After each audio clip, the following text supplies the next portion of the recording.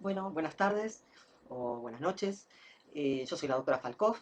Vamos a hablar en esta clase de enfermedades pulmonares intersticiales difusas, muchas veces conocidas como intersticiopatías. Les recomiendo, antes de escuchar y de ver esta clase, que vayan a la clase de métodos de estudio para el diagnóstico de enfermedades de pulmón, que les va a servir para estos temas. Bueno, ustedes ya han visto la anatomía pulmonar y la histología pulmonar, un vuelo de pájaro de repaso. El intersticio pulmonar está representado por 4 compartimentos: el de los septos alveolares, el de los septos interlobulares, el de la pleura y el de los septos peribroncovasculares. Si bien en las enfermedades del intersticio pulmonar se alteran todos los componentes intersticiales, todos los compartimentos intersticiales que vimos recién, el que más dramáticamente se expresa clínicamente es el compartimento septal alveolar, pues es aquel sitio donde se produce, como ustedes saben, el intercambio gaseoso entre la sangre y el oxígeno. Razón por la cual, si estos septos alveolares, que deben ser lo más delgado posible para permitir ese intercambio, se ensanchan, esta función se interrumpe y el paciente tiene disnea, disminución del oxígeno, disminuciones de los test de función y alteraciones de los test de funcionalidad respiratoria en consecuencia. Eh, el intersticio en este sector es ínfimo, prácticamente no se ve en condiciones normales.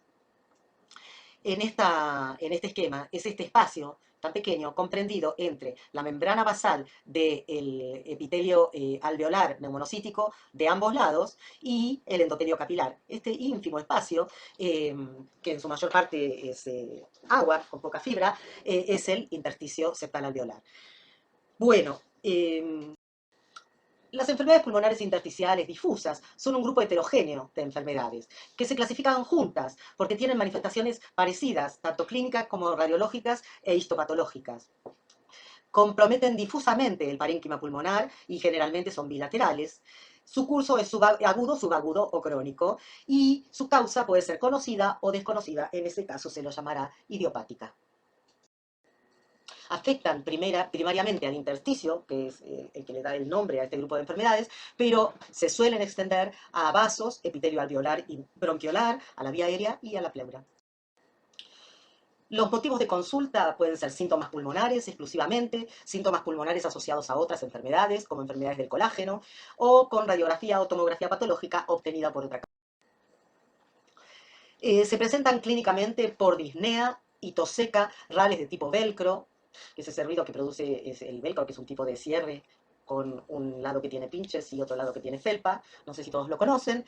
Ese desprendimiento son los rales de tipo velcro. Signos y síntomas derivados de la enfermedad de Basis, si la hubiera. Anomalías en la funcionalidad y en el laboratorio respiratorio. Signos y síntomas de insuficiencia respiratoria de tipo restrictivo. Disminución de la capacidad de difusión del monóxido de carbono, y disminución del volumen y de la distensibilidad pulmonar.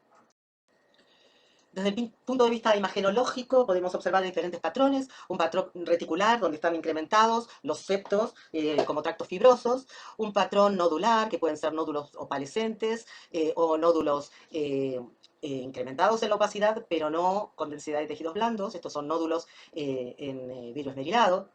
O quistes, donde vemos un incremento de la radiolucidez en el pulmón por estas cavidades quísticas.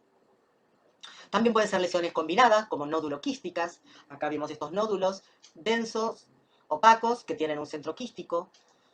Consolidaciones, donde vemos lesiones irregulares, opacas, de bordes muy irregulares, pueden ser de contornos geográficos, muchas veces son migratorios.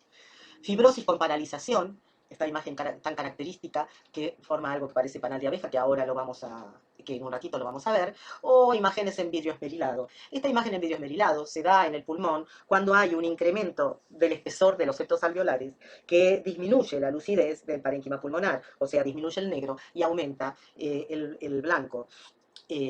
Porque hay un promedio entre los septos engrosados y los espacios alveolares reducidos, que producen esa tonalidad gris característica del vidrio esmerilado. A su vez, las imágenes tenemos que interpretarlas según se distribuyan en función del eje entre vértice y bases. Patogenéticamente siempre hay mecanismos de inflamación y de fibrosis que casi siempre son resultados de una injuria parenquimatosa seguida de una respuesta estereotipada de inflamación y reparación. En el momento de diagnosticar, el patólogo muchas veces se encuentra en esto, la oscuridad total, el desconocimiento del caso. Y para que el diagnóstico sea el más acertado, requerimos de la información mínima acerca del paciente. Mínimamente edad, género, ocupación, historia de exposición, tabaquismo, drogas, el hábitat donde vive y antecedentes de enfermedades pulmonares o de otras enfermedades si las tuviera, antecedentes oncológicos. Bueno, estas enfermedades intersticiales difusas se pueden clasificar de diferentes formas. Ninguna de las clasificaciones es una clasificación que satisfaga completamente. Les voy a mencionar algunas. Así los podemos clasificar en enfermedades fibrosantes, en las que contamos con la neumonía intersticial de tipo usual, la neumonía intersticial no específica, la neumonía en organización, criptogenética, las enfermedades asociadas a enfermedades del tejido conectivo, neumoconiosis, reacciones farmacológicas o neumonitis por radiación. Granulomatosas, la sarcoidosis y la neumonía por hipersensibilidad, las asociadas al tabaquismo, neumonía intersticial descamativa y la bronquiolitis respiratoria asociada a enfermedad pulmonar intersticial. Dentro de las fibrosantes, vimos algunas de las neumonías intersticiales idiopáticas. Las neumonías intersticiales idiopáticas, en el último consenso, se clasifican como las mayores, que son la fibrosis pulmonar idiopática, la neumonía intersticial no específica idiopática, la bronquiolitis respiratoria con enfermedad pulmonar intersticial asociada, la neumonía intersticial descamativa, la neumonía en organización criptogenética y la neumonía intersticial aguda. Las raras, que son la neumonía intersticial linfoide idiopática y la fibroidastosis pleuroparenquimatosa idiopática, de las que no vamos a hablar, y las neumonías intersticiales idiopáticas no clasificables. Como ustedes ven, muchas de las que acá, en esta clasificación de idiopáticas, mencionamos, las hemos mencionado en la clasificación de fibrosantes o granulomatosas o asociadas al tabaquismo. Y esto es así porque las neumonías intersticiales pueden tener una causa conocida o un antecedente conocido que sirva de causa, o si no se descubre eso, se trata de enfermedades idiopáticas. Y muchas veces tienen los patrones morfológicos muy superponibles. Dentro de las neumonías intersticiales idiopáticas mayores, siguiendo el consenso de la clasificación última, tenemos las neumonías intersticiales idiopáticas fibrosantes crónicas, las relacionadas con el tabaquismo y las agudas o subagudas. Bueno, como vemos, ninguna de las clasificaciones satisface completamente. Podemos tener otros diferentes criterios de clasificación. Las podemos clasificar desde su cronología en agudas, subagudas y crónicas. Las podemos clasificar desde su patogenia en causas conocidas y desconocidas. Las podemos clasificar por su morfología en fibrosantes, granulomatosas y otras, etcétera. Podemos hacer una cantidad de clasificaciones, pero cualquiera de ellas, en todas va a haber entidades que se superpongan, porque muchas de estas entidades cursan de una forma aguda, subaguda o crónica o combinando, hay algunas que son agudas y también subagudas, o hay algunas agudas, subagudas y crónicas, depende del estadio en el que se la estudie, y también hay muchas de estas enfermedades que son iguales, algunas con causa desconocida y otras con causa desconocida. De manera que, como estas clasificaciones no nos ayudan demasiado para entenderlas, vamos a ir hablando de cada una de ellas a ver si podemos clarificar un poco el tema. Vamos a empezar por una de las más comunes, que es la fibrosis pulmonar idiopática, cuyo patrón histopatológico es la de neumonía intersticial usual.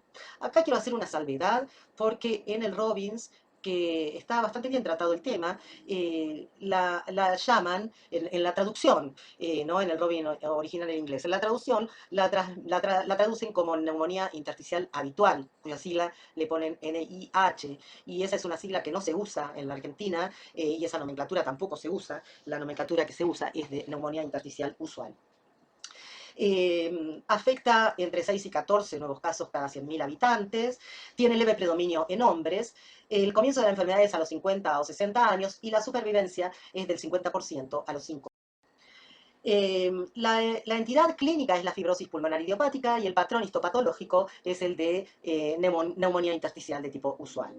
La etiología es desconocida, de la idiopática, por supuesto. Probablemente contribuyen factores genéticos, inmunológicos y virales, no están del todo aceptados, pero hay mutaciones en los genes en un tercio de los pacientes, mutaciones en el gen que codifica para la telomerasa, en la proteína C del surfactante.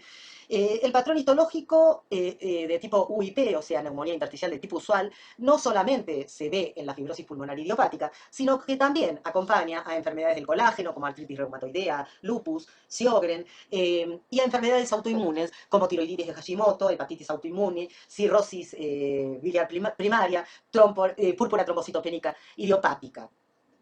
Tiene anticuerpos antinúcleo anticuerpos antinúcleo y complejos inmunes, se encontraron en las paredes alveolares y en los lavados broncoalveolares, aunque no se ha identificado todavía ningún antígeno específico.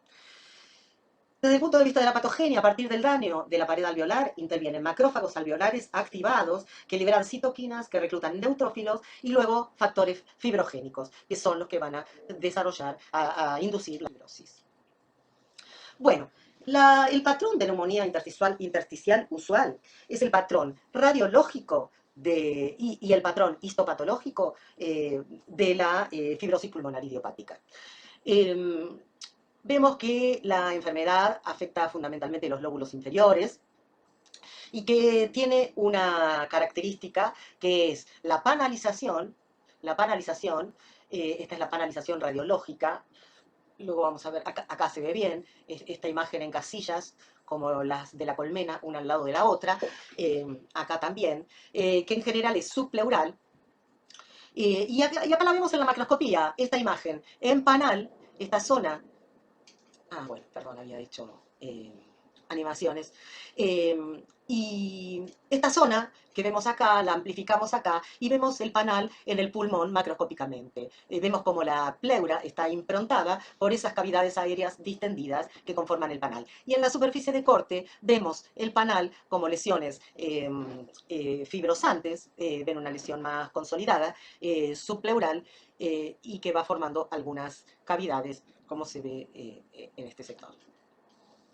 Bueno, acá tienen una imagen tomográfica, no tiene muy buena foco la foto, discúlpenme, donde ven bien el panal radiológico y la contraparte macroscópica, anatomopatológica del estudio de la pieza de ese panal. Cuando la imagen tomográfica es muy categórica, el diagnóstico de patrón UIP se hace por tomografía. Ese paciente no va a llegar a biopsia porque tiene una imagen que cumple criterios estrictos para diagnosticar, según los últimos consensos, el patrón UIP. Si no es una imagen categórica, entonces sí se requiere una biopsia. ¿Cuál es la biopsia indicada para el estudio de estas patologías difusas? La biopsia quirúrgica con videotoracoscopía. Preferiblemente se aconseja tomar muestras de dos lóbulos diferentes con dos zonas de afectación cronológicamente diferentes para poder arribar a mejor diagnóstico. Bueno, acá vemos otra imagen donde vemos muy bien el panal, y acá vemos la fibrosis irregular en los lóbulos inferiores. Vemos esta fibrosis que modifica el parénquima pulmonar normal, lo hace más denso, más consolidado, le resta esponjosidad. Y acá vemos en estas imágenes histológicas panorámicas de poco aumento la característica de esta patología, de este patrón, del patrón UIP.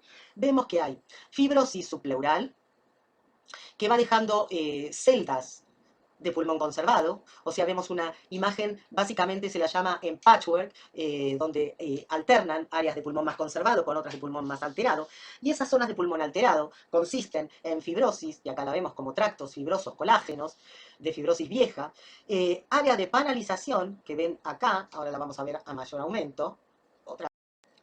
En la diapositiva anterior vimos una de las claves del patrón UIP microscópico, que es la distribución parcheada de las lesiones, en donde veíamos áreas de pulmón conservado alternando con áreas de fibrosis. Acá vemos a mayor aumento estas áreas de pulmón un poco más conservado junto a áreas de fibrosis que forman tractos y van delimitando estas áreas. También vemos las áreas de panalización, que también muestran una pérdida completa de la arquitectura pulmonar, en donde las cavidades aéreas están distendidas, se hacen irregulares y redondeadas, están revestidas por un epitelio cilíndrico, que muchas veces es mucosecretante, entonces se acumula moco y la cavidad se distiende más y se hace más redondeada, y esta es la forma de ver el panal microscópico. En las áreas de fibrosis, en los tractos de fibrosis, podemos observar una fibrosis que la describimos como heterogénea, porque tenemos fibrosis colágena con estas áreas que, vistas a mayor aumento, tienen una fibrosis fibroblástica, proliferación fibroblástica subyacente al epitelio de revestimiento alveolar. Acá ven que este revestimiento corresponde a un revestimiento alveolar, y en una de las paredes encontramos este foco de fibrosis, de fibroblástica, proliferación fibroblástica, que subyace al epitelio alveolar, que tiene características reactivas. Acá vemos restos de neumonocitos reactivos hiperplásicos. Acá también. Eh, bueno, entonces, recapitulando, distribución parcheada de las lesiones, fibrosis heterogénea temporalmente con depósito de colágeno y focos fibroblásticos, y panalización. Estos focos fibroblásticos se sitúan característicamente en la intersección entre las áreas de fibrosis colágena y las áreas más conservadas del pulmón, lo que indica que se trata de los focos de avance de la enfermedad. Esta enfermedad es heterogénea temporalmente porque tiene picos sucesivos en los que van transcurriendo todos los eventos sucesivamente. Entonces, si hacemos un corte temporal, vamos a encontrar heterogeneidad temporal. Bueno, es una enfermedad fibrosante, progresiva y letal, que tiene una baja sobrevida media. En su transcurso, en su devenir, puede desarrollar cuadros de exacerbación aguda, que las va a hacer con otros patrones de lesión, daño alveolar difuso o neumonía en organización, que vamos a ver en un ratito, y estos pacientes son candidatos a trasplante. En realidad, hay que diagnosticarlos lo antes posible para que estos pacientes entren en lista de trasplantes.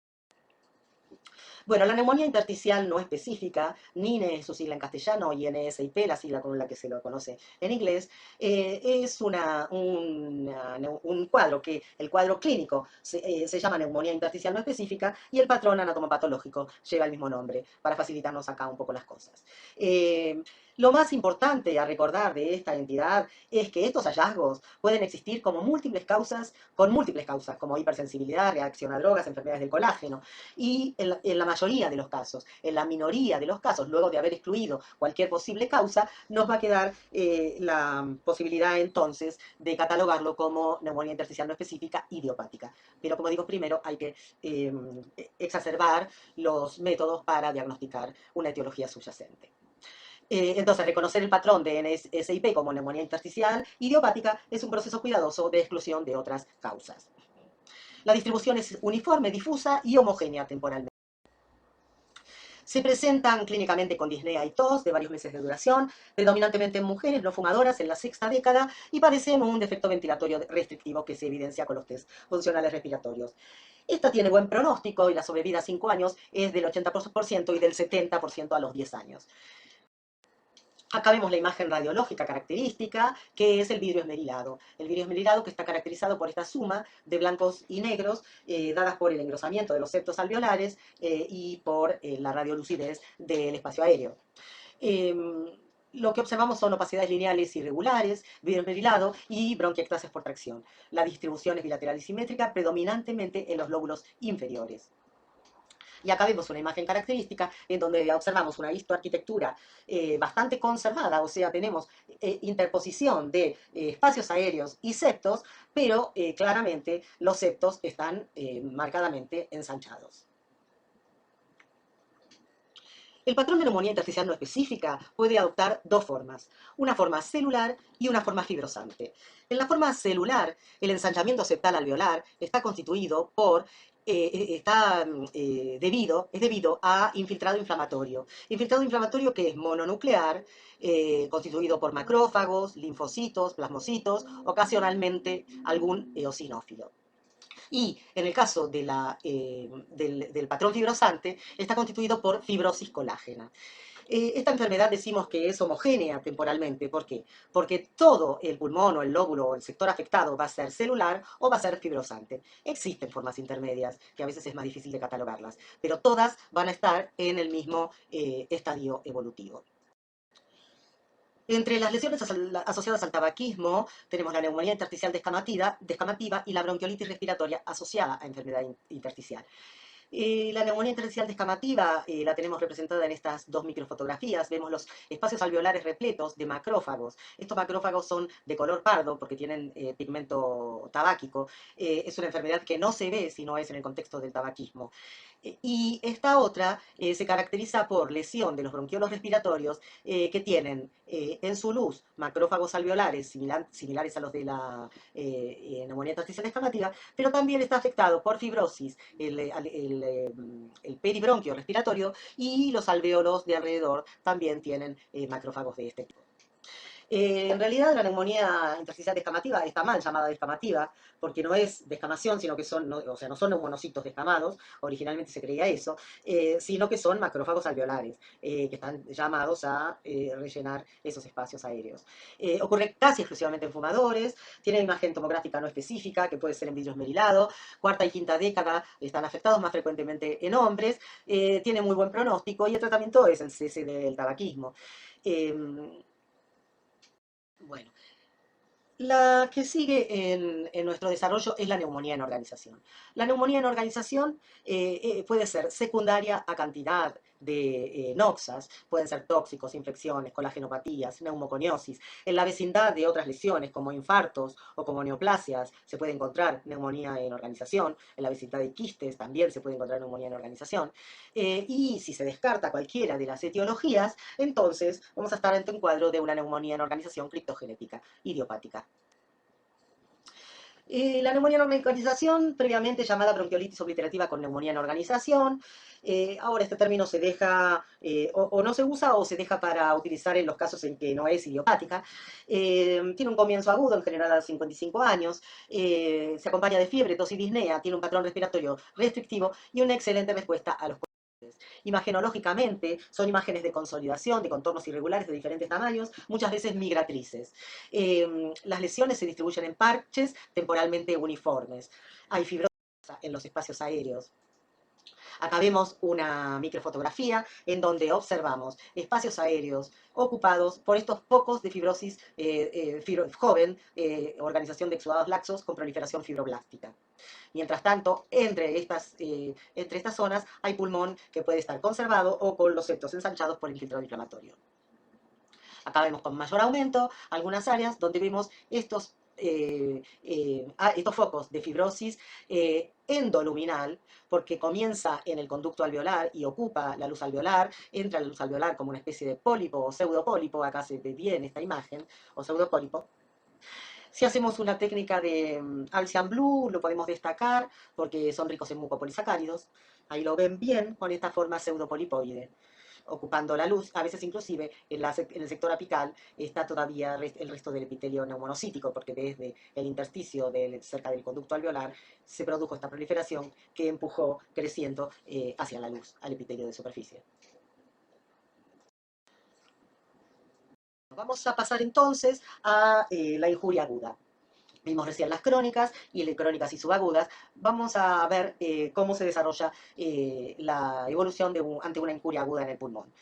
El síndrome de dificultad respiratoria del adulto es un cuadro de hipoxemia severa de comienzo brusco con infiltrados pulmonares bilaterales en ausencia de insuficiencia cardíaca. Su sustrato morfológico es el daño alveolar difuso. La neumonía intersticial aguda, con su sigla AIP en inglés, NIA en castellano, es la enfermedad intersticial idiopática aguda, cuyo sustrato histopatológico es el DAD. Su diagnóstico requiere exclusión de causas como infección, enfermedades del colágeno y toxicidad a drogas. Requiere una búsqueda exhaustiva de signos histológicos que se correlacionen con la etiología antes de categorizar el caso como idiopático. Las causas del daño alveolar difuso son múltiples. Si no encontramos ninguna causa, dijimos que la llamábamos idiopática con el cuadro clínico de neumonía intersticial aguda. Antes se llamaba síndrome de Hamann-Rich. Si tiene causa, como la mayor parte de las veces, las causas son infecciones de cualquier tipo, enfermedades de colágeno, todas, drogas, muchísimas, síndromes de vasculitis y hemorragia pulmonar, ingesta de tóxicos, inhalantes, sepsis de cualquier tipo, de cualquier tipo.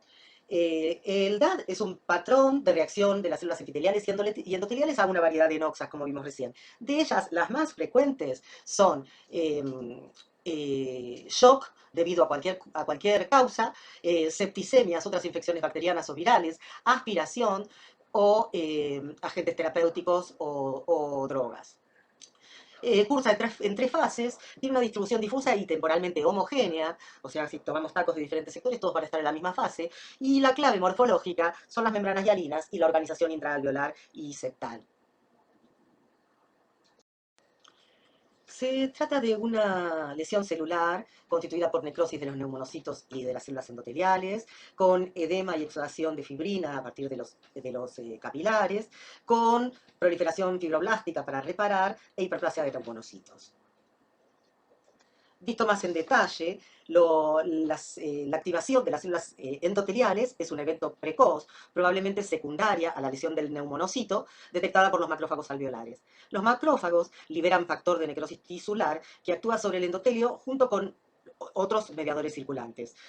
Algunos mediadores lesionan las células endoteliales, pero otros, como las citoquinas, las activan, estimulando la concentración de moléculas de adhesión y de procoagulantes. Los neutrófilos se adhieren al endotelio y migran al intersticio, a donde degranulan proteasas. A su vez, el factor inhibidor de la migración, liberado por los macrófagos, ayuda al reclutamiento de los polimorfonucleares que de esa forma se mantienen en el foco y persiste la lesión.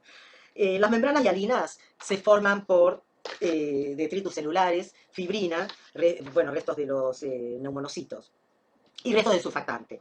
A medida que la injuria disminuye, los macrófagos remueven los detritus, liberan citoquinas fibrogénicas como factor de crecimiento transformante y factor de crecimiento derivado de las plaquetas. Factores que estimulan la proliferación fibroblástica y el depósito de colágeno para producir fibrosis alveolar, que luego va a ser revitalizada por los neumonocitos mediante un mecanismo de hiperplasia. Este patrón del síndrome de dificultad respiratoria del adulto, el patrón daño alveolar difuso, cursa, como dijimos, en tres fases. Una primera fase exudativa, una fase proliferativa y la fase de resolución, a la que llegan solamente el 50% de los casos. La fase exudativa transcurre durante la primera semana hasta el séptimo día, con la necrosis de los neumonocitos y de las células endoteliales en las primeras horas, edema y la formación de las membranas hialinas a partir del segundo día, que se hacen bien conspicuas entre el día 4 y el día 5. La segunda y tercera semana se desarrolla la fase proliferativa con hiperplasia neumonocítica. Ya comienzan los mecanismos para reparar proliferación fibroblástica, miofibroblástica y fibrosis intersticial. Y la fase fibrosa, luego de la tercera semana y de duración variable, se caracteriza por depósito de colágeno con fibrosis colágena densa y quistes microscópicos por alteración de la arquitectura. Son los casos que más necrosis tienen, los que curan en esta, con fibrosis. Los casos no tan graves pueden restituir en la segunda fase. Bueno, acá vemos un preparado microscópico en el que vemos membranas hialinas completamente formadas, siguiendo, copiando el perímetro de los espacios alveolares. Además, se ve hiperplasia neumonocítica, ahora la vamos a ver a mayor aumento. Acá ven la hiperplasia neumonocítica, necrosis con detritus y las membranas hialinas. Bueno, este lío que se ve acá es el de la fase reparativa, en donde observamos restos de membranas hialinas, difíciles de reconocer, en un conjunto de proliferación fibroblástica y miofibroblástica, con sectores de hiperplasia neumonocítica.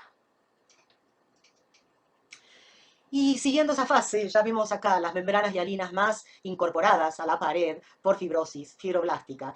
Y la reparación con hiperplasia reactiva neumonocítica, en la que se ve una atipía reparativa muy importante que puede dar lugar a confusión con neumonocitos neoplásicos. Como dijimos, el DAD cursa en tres fases, pero generalmente se biopsia en el periodo de organización, en el que no se ven las membranas hialinas, o estas son inconspicuas, como la que vimos recién, y no es sencillo reconocerlas. Generalmente se biopsia en el periodo de más avanzada resolución, y la clave del diagnóstico es la organización laxa de la fibrosis y la hiperplasia neumonocítica, con restos de membrana hialina. Con esta flor tan complicada, tan perfectamente diseñada, pasamos a las lesiones granulomatosas. La neumonía por hipersensibilidad es un espectro de trastornos pulmonares, de mecanismos inmunitarios predominantemente intersticiales, causados por exposición intensa y prolongada a antígenos orgánicos inhalados. Se produce una reacción de hipersensibilidad a partículas inhaladas que contienen antígenos orgánicos, productos de bacterias u hongos, generalmente relacionados con el hábitat o con su actividad. Así van a llevar el nombre muchas veces de la actividad que realizan, como el pulmón del granjero, por un hongo que contamina el heno húmedo recién cortado y guardado en galpones. El pulmón de criador de aves, con el antígeno son proteínas de las excretas o de las alas de las aves. El pulmón del limpiador del aire acondicionado o de las tuberías de baños de hidromasaje o piscinas calefaccionadas que están contaminadas por esporos micóticos. Y así una cantidad, un listado largo que en los libros. En la neumonía por hipersensibilidad se produce la conjunción de dos fenómenos inmunes. Una es una neumonitis por hipersensibilidad aguda, en la que los antígenos inhalados que están en los alvéolos reaccionan con anticuerpos en el epitelio neumonocítico, en el intersticio y en la sangre circulante, y en pocas horas desarrolla una reacción inflamatoria aguda con exudado de neutrófilos, fijación de complemento. Y otra, si el estímulo es repetido y hay mayor exposición, se produce una reacción por hipersensibilidad crónica, en donde lo que va a haber es fagocitosis de los antígenos por los macrófagos alveolares, que son incapaces de digerirlos, y esto produce una reacción granulomatosa por inmunidad retardada, con células gigantes multinucleadas e infiltrado linfocitario. La lesión tomográfica característica es la presencia de nódulos en vidrio esmerilado. Si ustedes ven, hay unos nodulillos muy pequeños interespaciados por eh, aire, que se ve negro. Acá se ven bien los nodulillos. Las lesiones son en vidrio esmerilado, porque lo que se produce es una reacción inflamatoria en los septos alveolares, que se ensanchan con un patrón de tipo NSIP, pero esa reacción se produce con acentuación centrolobular, por eso esa distribución en nodulillos. Es predominante en los lóbulos superiores, como todas las patologías que son por algún tipo de inhalación de agentes. Acá vemos en un panorámico cómo hay una clara distribución centrolobular, en donde observamos esos nodulillos en las áreas centradas por bronquios o bronquiolos. Y en la periferia del lobulillo, del acino del lobulillo, se observa un pulmón más conservado. El corte histológico de estas áreas es un patrón de neumonía intersticial no específica, o sea, ensanchamiento septal alveolar con conservación de la arquitectura alveolar, como vemos acá en este lobulillo que está menos afectado que este. Acá vemos a mayor aumento este patrón donde los septos alveolares se ensanchan, dejan los espacios aéreos libres, y estos septos alveolares están ensanchados por infiltrado inflamatorio mononuclear, linfocitario e histiocitario, que puede llegar a tener acúmulos linfoides y de manera muy inconspicua, si vemos a mayor aumento, vamos a ver reacciones granulomatosas, gigantocelulares, con granulomas muy mal conformados. Fíjense que vemos las células gigantes sueltas, macrófagos por ahí, con un poco de pigmento, y característicamente las células de gigantes, fíjense que tienen un cristal de colesterol en su interior. Esto es bastante característico de esta entidad. Acá vemos otro granuloma con las células gigantes, granuloma mal conformado con células gigantes y cristal de colesterol. Esto ocurre en la fase aguda o subaguda de la neumonía por hipersensibilidad. Cuando se hace muy crónica, después de años de enfermedad, adopta un patrón símil, neumonía intersticial de tipo usual o neumonía intersticial de tipo no específica fibrosante. Bueno, les voy a mostrar un caso en el que una paciente tenía una imagen característica de vidrio esmerilado difuso bilateral. eh, Se le hizo una biopsia y tenía patrón en vidrio esmerilado, y la paciente negaba tener animales. En una biopsia puede ser difícil encontrar la lesión característica, que es el granuloma mal conformado, pero acá lo ven ustedes, no sé si lo alcanzan a distinguir, pero esto es un granuloma mal conformado con células gigantes multinucleadas. Esta paciente tenía el cuadro característico de una neumonía por hipersensibilidad clínica, imagenológico y por biopsia, y la paciente negaba tener animales. Esto lo menciono porque los pacientes muchas veces no es que niegan porque quieren ocultarlo, sino que por alguna razón, en este caso esta era una médica, y consideraba a su animal un miembro de la familia, y por eso cuando le preguntaban por animales no lo reconocía como animal. Y por eso tanto, el neumonólogo tiene que estar muy avispado para reconocer y buscar la causa posible en los alrededores, en el vecindario, en la casa, en sus ocupaciones, al estilo Doctor House. Porque esta paciente, fíjense que me gustó utilizar esta figurita, este sticker de las familias que estuvieron tan de moda hace unos años para poner en los autos, al que le agregué un tucán, porque esta paciente, que era médica y que decía no tener animales en la casa, lo que tenía era un tucán. Y esta es una anécdota absolutamente verídica. No era que lo ocultaba, sino que no lo registraba como animal. Otros casos que recuerdo es en donde la neumonóloga, con una de las neumonólogas con las que trabajamos, es muy exhaustiva en esa búsqueda minuciosa de posible etiología y le hizo traer a otra paciente fotos de los rincones de su casa contra el piso y contra el techo, y esto era lo que había. Esta paciente se cultivó y tenía y acá había aspergillus y la paciente tenía pruebas que demostraban la hipersensibilidad a los aspergillus, que son un tipo de hongos. Bueno, la otra enfermedad granulomatosa de estas enfermedades difusas es la sarcoidosis. La sarcoidosis es una enfermedad sistémica. El órgano más frecuente comprometido es el pulmón, también puede afectar ganglios, piel y otros. Es una enfermedad que no es demasiado común. La neumonía por hipersensibilidad, creo que omití decirles, que es una de las enfermedades parenquimatosas intersticiales pulmonares más frecuentes. De etiología incierta, la sarcoidosis se presenta en adultos jóvenes de ambos sexos.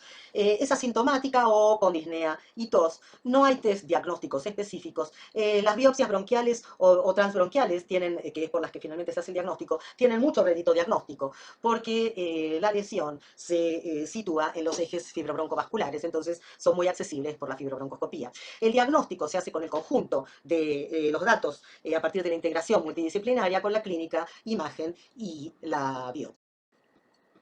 Radiológicamente está representada la lesión por opacidades reticulonodulares. Acá ustedes ven que hay imágenes como tractos elongados, y esos tractos elongados tienen como engrosamientos nodulillares. Esta es la característica de la sarcoidosis, que sigue los trayectos linfáticos, los septos interlobulares y las vatas broncovasculares, a donde desarrolla granulomas, que por eso conforman los nodulillos. Los tractos son de fibrosis y los nodulillos son granulomatosos, y son granulomas, a diferencia de la neumonitis por hipersensibilidad que vimos recién, en donde los granulomas estaban muy mal conformados y costaba trabajo verlos. En la sarcoidosis los granulomas son muy bien conformados, son no caseificantes y rodeados de fibrosis. Acá tenemos una biopsia transbronquial en donde observamos los granulomas constituidos por histiocytos epitelioides, con poco linfocito, pocas células gigantes y rodeadas por fibrosis. Bien constituidos estos granulomas. Acá en una biopsia bronquial observamos los granulomas muy bien constituidos también, con fibrosis alrededor. Fíjense que en ninguno vemos necrosis. Característicamente, estas células gigantes de la sarcoidosis suelen tener inclusiones en sus citoplasmas. Esas pueden ser cuerpos asteroides o cuerpos de Schaumann, que son estas imágenes concéntricas que tienen las células gigantes, que son calcificaciones.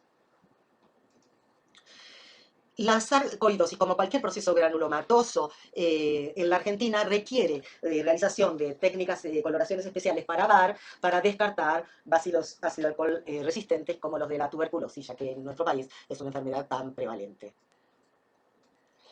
Pasamos a otro tema, que es el de las neumoconiosis. Estas son enfermedades pulmonares causadas por inhalación de polvos minerales.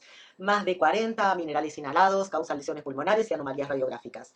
Se denomina por la sustancia inhalada, silicosis, asbestosis, talcosis, o por la ocupación pulmón del afilador de cuchillos para la silicosis, por ejemplo. Un factor clave en la patogenia de cada una de estas enfermedades es la capacidad fibrogénica de los polvos inhalados. Pequeñas cantidades de sílice producen fibrosis, y el carbón y el hierro no son débilmente fibrogénicos, no producen mayormente fibrosis. Producen, pero no tantas, requieren mucha más cantidad y tiempo de exposición. Las lesiones pulmonares entonces reflejan la dosis y el tamaño de las partículas inhaladas. La dosis depende de la concentración en el aire y de la duración de la exposición. Y también del tamaño de la partícula. Así tenemos partículas que miden de 2,5 a 10 micrones de diámetro, que se depositan en bronquios y bronquiolos y se eliminan por la acción mucociliar. Y las menores de 2 micrones y medio llegan a los acinos, pero las menores a 100 nanómetros pueden penetrar las paredes alveolares y entrar en el torrente sanguíneo. Es el caso de los asbestos, por ejemplo, de las fibras de asbestos. Los macrófagos alveolares fagocitan las partículas inhaladas y son los principales defensores del espacio alveolar, de manera que la mayoría asciende entonces por la alfombra mucociliar y se elimina por la tos. Otros migran al intersticio pulmonar y de allí a los linfáticos. Bueno, acá tienen un gráfico muy hermoso donde explica los mecanismos fibrogenéticos o patogénicos de distintas neumoconiosis que vamos a usar de ejemplos, que son las de carbón, las de los polvos de sílice y de asbestos. En el caso de carbón, los macrófagos alveolares fagocitan las partículas de carbón que también que son transferidas al intersticio por los macrófagos y en el intersticio desarrollan su capacidad fibrogenética, que como dijimos, no es tan importante. De manera que la fibrosis que se produce es una fibrosis que solo afecta el tejido peribronquial y periacinar, sin demasiada incidencia clínica e imagenológica, salvo que la exposición sea muy grande de manera industrial. En el caso del sílice, los macrófagos ingieren las partículas de sílice y estas partículas, grupos de hidróxido de silicio de la superficie de estas partículas, desarrollan enlaces de hidrógeno con fosfolípidos y proteínas de las membranas celulares de los macrófagos, destruyéndolos y los macrófagos entonces liberan factores fibrogenéticos que van a estimular el desarrollo de fibroblastos, pero también liberan las partículas de sílice que no han podido digerir, que no las pueden digerir, y estas van a ser reingeridas por otros macrófagos, y de esa forma se va a incrementar de manera amplificada la capacidad fibrogenética del el silicio, que forma nódulos que pueden resultar a ser muy patológicos, vamos a ver enseguida. En el caso de los asbestos, el gráfico ilustra fibras de asbestos de diferentes diámetros y longitudes. Algunas son muy largas y de un diámetro muy pequeño. Y estas son tan pequeños que pueden atravesar las paredes alveolares y llegar al intersticio, inclusive pueden llegar al torrente sanguíneo. En el espacio alveolar y en el intersticio, estas partículas de asbestos, las que tienen más capacidad aerodinámica para llegar al fondo del espacio aéreo, a los sacos alveolares, se recubren de proteínas con capacidad de atraer hierro y se recubren de una capa proteica y de hierro que ahora enseguida vamos a ver en algún caso. Bueno, la silicosis se ve en los trabajadores de limpieza de paredes con enarenados que largan el chorro de arena a presión. El sílice cristalino, que es el cuarzo, tiene partículas de 0,2 a 2 micrones, esas partículas son las más peligrosas y tienen distintas formas clínicas. Una forma aguda, que es la silicoproteinosis, una forma progresiva masiva, que también es muy grave y que es la que vemos acá en estos pulmones, en donde vemos afección de vértice a base y una afección pulmonar difusa por múltiples nódulos muy opacos. Esta silicosis muchas veces se asocia con perdón, olvidé decir que también los trabajadores de las minas sufren silicosis y en este aire de las minas en el que hay tan poca renovación del aire, el aire está muy contaminado y la tuberculosis afecta de manera bastante importante a los mineros y complica muchas veces a la silicosis, de manera de que se transforma en una silicotuberculosis. Acá observamos un caso en donde vemos nódulos múltiples fibróticos de fibrosis concéntrica, pero fíjense que el centro es reblandecido y muchas veces ese centro, siempre hay que hacer técnicas para bacilos porque podemos encontrar bacilos. Acá vemos este nódulo con esta fibrosis concéntrica y bueno, y acá vemos otro ejemplo de lo mismo. La asbestosis la sufren trabajadores que trabajan con materiales aislantes, como por ejemplo el amianto, que se usaba antes para aislación de cocinas o de aire acondicionados. Es una fibra mineral larga, de hasta 100 micrones, muy delgada, de medio a 1 micrón, con propiedades aerodinámicas. La fibra, las noxas que producen neumoconiosis van a producir neumoconiosis que afecten más la vía aérea si tienen propiedades aerodinámicas mejores y esas partículas pueden llegar a los sacos alveolares, como ocurre en el caso del asbesto. Se produce una fibrosis intersticial difusa bilateral con cuerpos de asbesto en el pulmón. Esos cuerpos de asbesto son fibras de asbesto rodeadas de proteínas y con hierro. La fibrosis se inicia en y alrededor de los conductos alveolares, de los bronquiolos respiratorios y del área periacinar. El depósito de fibras induce una respuesta fibrogénica con leve obstrucción del flujo al aire, y a medida que avanza la enfermedad, la fibrosis se extiende a todo el pulmón hasta llegar en una etapa final a un pulmón fibroso terminal o empanal. El asbesto puede producir diferentes enfermedades en el pulmón relacionadas con el mismo. Tenemos lesiones pulmonares, como el derrame pleural benigno, placas hialinas pleurales, que no tienen mucha signosintomatología en general, y fibrosis pleural difusa, que sí puede tenerla. Eh, Se relaciona con la asbestosis, esta enfermedad pulmonar intersticial neumoconiótica que vimos recién, y también es como vimos en la clase de tumores, o como lo van a ver ustedes si todavía no lo vieron, también es un factor de riesgo de exposición para el cáncer de pulmón, fundamentalmente en fumadores, y muy importante para el mesotelioma maligno, del que vamos a hablar en una clase por separado. Acá vemos placas hialinas. Esto es una pieza de resección pulmonar, esta es la superficie pleural, y acá observamos estas placas hialinas que son características de la lesión por asbesto. Acá la vemos histológicamente, esta placa hialina son placas muy gruesas de tejido conectivo denso, colagenizado, que produjo mucha sustancia, mucha fibra colágena que se sufrió un proceso de hialinización, y los fibrocitos prácticamente desaparecieron, quedando esta capa hialina. Estos son los cuerpos de asbesto. Están constituidos por acá la vemos en la citología, de un derrame pleural. Es una fibra de asbesto, vean ustedes que tiene un centro translúcido, cristaloide, y se rodea de proteínas que se pueden cargar de hierro y se pueden teñir con técnicas para hierro, como el azul de Prusia. En este caso así lo estamos mirando en este tejido histológicamente. Les voy a mostrar un caso de un hombre de 59 años del que recibió una biopsia bronquial. Esta biopsia arquitecturalmente estaba bastante conservada, el parénquima pulmonar, una biopsia transbronquial, perdón, bastante conservado. Y acá vemos un área que tiende a un aspecto nodular. A mayor aumento, lo que había en ese área nodular era esto: macrófagos con esto, que al principio yo no entendía bien lo que era, y resulta que eran cantidades de estructuras de tipo cristaloides, cristales de diferentes formas, aciculares, algunos más cuadriláteros, infinidad, situados sueltos o adentro de macrófagos. Si cerramos el diafragma con un campo oscuro, lo podemos ver más nítidamente. A veces cuando son pocos, en este caso no hacía falta, pero cuando son pocos ayuda a ubicarlos para poder diagnosticarlos.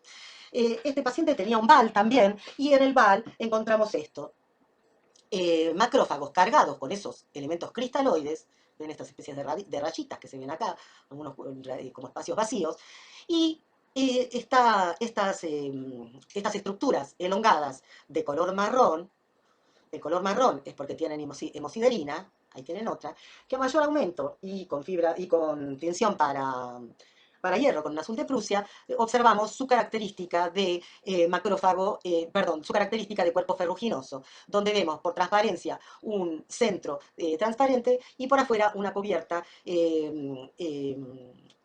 proteica y fibrosa con depósitos de hemosiderina.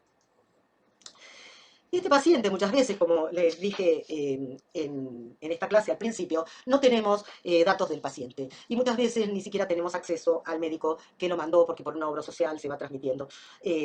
La obra social deriva a un sanatorio, del sanatorio, en el sanatorio le hacen la fibromialgia, pero no tienen ni idea de qué es lo que pasa con este paciente. Y fíjense, todo esto yo lo relacioné con el único dato que pude obtener de la propia boleta del paciente, que decía en el ítem obra social perfumista. Entonces me puse a investigar y claro, todos los cosméticos tienen como excipiente una base de talco. Este paciente lo que tiene es una talcosis. No sé exactamente cuál es el daño que puede tener en el pulmón, pero alguno tiene, porque por eso le hicieron hacer la biopsia. ¿Y por qué los asbestos? Porque el talco muchas veces viene contaminado con asbesto. Bueno, de esta manera tenemos que rastrear nosotros muchas veces cuál es el ambiente exposicional del paciente para poder redondear el caso, en este caso como talcosis. Bueno, con respecto a las enfermedades pulmonares difusas asociadas a drogas, la mayoría de los cambios pulmonares por toxicidad a drogas son inespecíficos. Generalmente simulan otras enfermedades difusas. Frecuentemente una clave diagnóstica es la coexistencia de signos de enfermedad crónicos con signos agudos, y su diagnóstico requiere la exclusión de otras causas. Para ello, como siempre, necesitamos el equipo multidisciplinario. Hay múltiples formas en que actúan las drogas, les enumero algunas. Fibrosis con remodelación y panalización, tipo UIP, requiere diagnóstico diferencial con la UIP idiopática. Hiperplasia de neumonocitos con o sin atipia reactiva. Vacuolización citoplasmática de los neumonocitos y de los macrófagos. Esto es bastante característico de una droga antihipertensiva, el amiodarone, diurética, perdón. Eosinofilia tisular, que es la presencia de eosinófilos en los tejidos, es bastante, no bastante, pero se pueden ver eosinófilos en el intersticio pulmonar, y también, menos frecuentemente, formación de granulomas.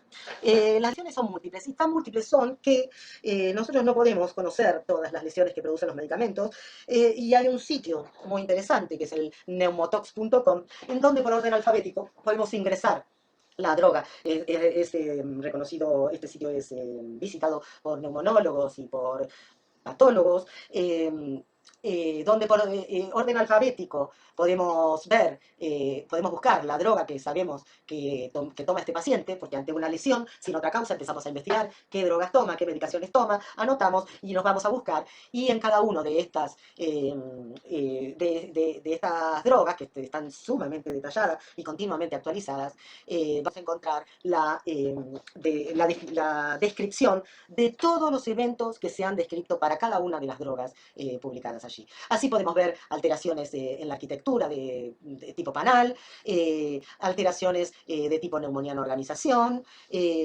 panalización con fibrosis, reacciones granulomatosas o hiperplasias neumonocíticas con algún grado de atipia reactiva. Bueno, vamos a cambiar de tema con esta flor. Esta planta se llama los notros, y esta flor, miren ustedes el grado de complejidad que tiene. Fíjense, tiene como unos pistilos que son absolutamente imbrincados, y la puse para separar este próximo capítulo que queda, que es de las enfermedades pulmonares más raras. Una de las enfermedades parenquimatosas difusas, ¿no? Con predominio de afección intersticial. Una es la ictiocitosis de células de Langerhans, que es una enfermedad intersticial quística pulmonar crónica, multisistémica o unifocal, que está producida por el tabaquismo. Casi no existe sin antecedente tabáquico. El humo del cigarrillo produce factores de crecimiento que promocionan la diferenciación, activación y supervivencia de las células de Langerhans. El paciente se presenta con disnea y tos no productiva, con un curso indolente. A veces puede regresar espontáneamente, en el 10% progresa a fibrosis. La histiocytosis de células de Langerhans es el ejemplo característico de lesiones intersticiales que forman lesiones nódulo-quísticas. Acá vemos los nódulos con los centros quísticos, nódulos opacos con los centros quísticos. Esos nódulos que afectan principalmente los lóbulos superiores se corresponden histopatológicamente a nódulos centrolobulares que, dependiendo del tiempo de evolución de la enfermedad, van a ser más celulares, con células inflamatorias, sobre todo histiocitos, linfocitos, puede haber plasmocitos, puede haber eosinófilos.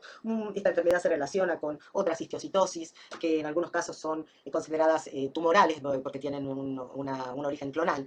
O si son muy crónicas y hay una evolución hacia la fibrosis, lo que vamos a ver es estos nódulos, donde van a quedar pocas células inflamatorias y los nódulos van a ser mayormente fibrosos. Los quistes que vemos en las imágenes son estas áreas quísticas adentro de los nódulos, que responden a espacios aéreos rotos y distorsionados, distendidos por la fibrosis, por la falta de distensibilidad que rompen el parénquima pulmonar y se transforman en quistes. El diagnóstico específico se hace con una inmunomarcación para CD1A, que es un marcador específico de las células de Langerhans. La proteinosis alveolar pulmonar es otra patología bastante rara que produce una imagen radiológica muy característica que se llama de crazy paving, que es la traducción literal, sería pavimento loco, porque produce esta especie de rompecabezas, de mosaico, de todo distinto, de distintas densidades y formas, y está caracterizada por la ocupación de los espacios aéreos alveolares por este material que es granular, eosinófilo, Paz positivo, con cristales de colesterol.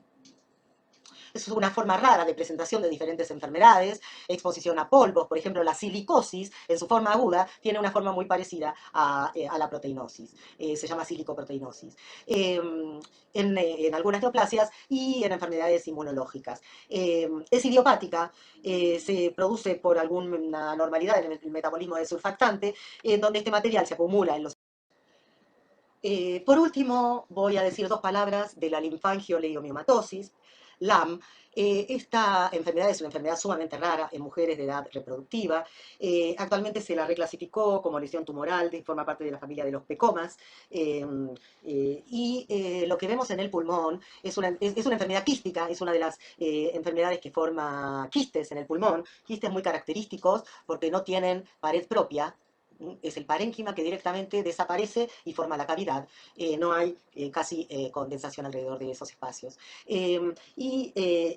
Está caracterizada por el depósito de fibras musculares cortas, que son fibras musculares como fibras musculares primitivas, que actualmente, bueno, pertenece como les digo, a la familia de los pecomas, que es una familia bastante extraña de tumores que se producen en diferentes partes del organismo.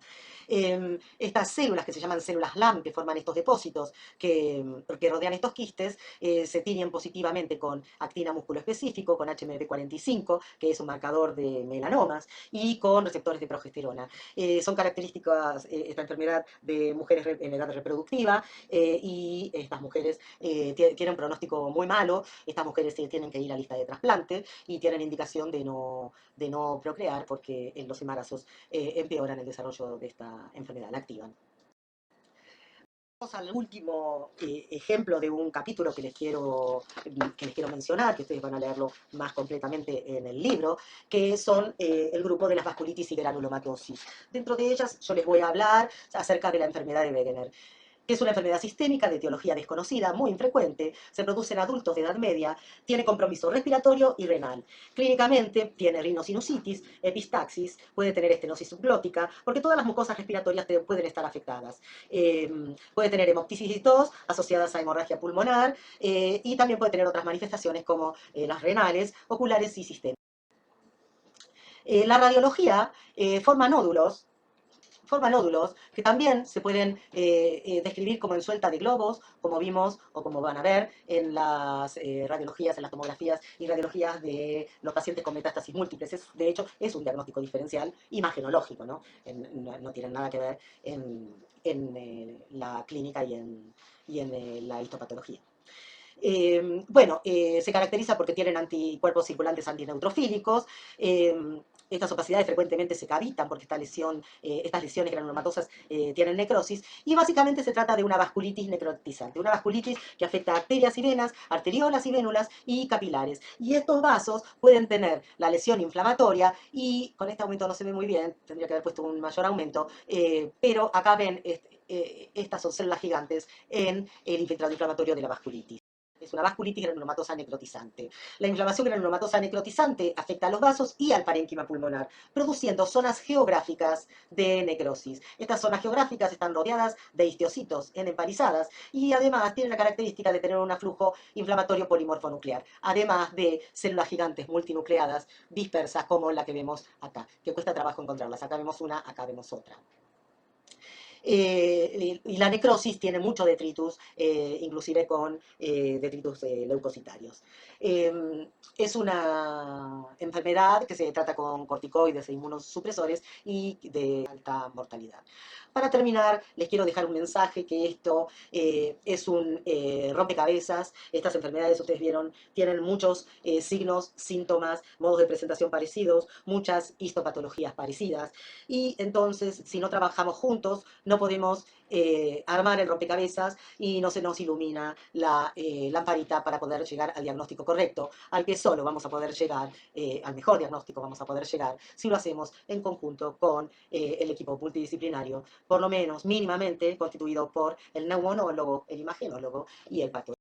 Este es el mensaje que les quiero dejar con este popurrí de lesiones de un capítulo muy largo de la patología pulmonar, y les quiero agradecer la atención recibida.